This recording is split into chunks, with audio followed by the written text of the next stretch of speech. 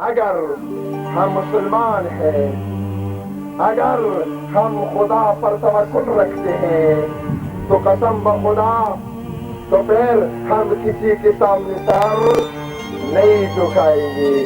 یا علی بن ابی طالب علیہ السلام کا قول آپ کو یاد نہیں، جس میں فرماتے ہیں کہ کیوں تم اپنے کو دوسرے کا بندہ قرار دیتے ہو جبکہ خدا نے تجھے آزاد پیدا کیا ہے۔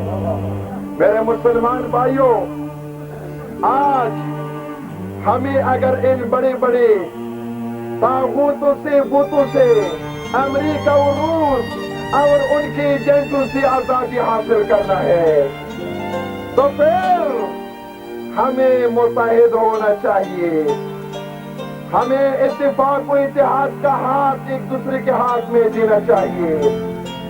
آج اگر ہم سنی شیعہ دیوبندی بریلوی اہل حدیث ان جھگڑوں میں مشغول رہے تو پھر اسلامی نظام تو نہیں آئے گا، بلکہ ہم سے اگر آج امریکہ مسرت ہے تو پھر یہ چودھری جاتا کوئی دوسرا چودھری آ جائے گا۔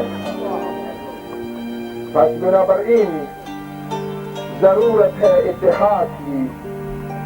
قرآن ہمیں پکارتا ہے وَاعْتَصِمُوا بِحَبْلِ اللَّهِ جَمِيعًا وَلَا تَفَرَّقُوا۔ اے مسلمانوں، سب کے ساتھ اللہ کی رسی کو مضبوطی سے پکڑو، اختلاف اور انتشار نہ کرو۔ وَلَا تَنَازَعُوا وَتَفْشَلُوا وَتَذْهَبَ رِيحُكُمْ۔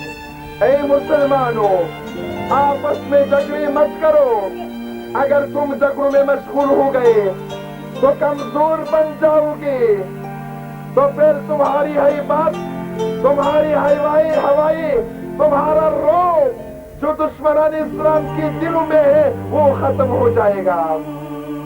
میرے مسلمان بھائیوں، ہم آپ سے یہی اپیل کرتے ہیں کہ سنی شیعوں کے مقدسات کا احترام کرے، شیعہ سنی کے مقدسات کا احترام کرے، ایک دوسرے کے احساسات و جذبات کو مجروح نہ کرے، ایسا کام جس سے ایک دوسرے کے دل آزاری ہوتا ہو اس سے شدت کے ساتھ اجتناب کرے۔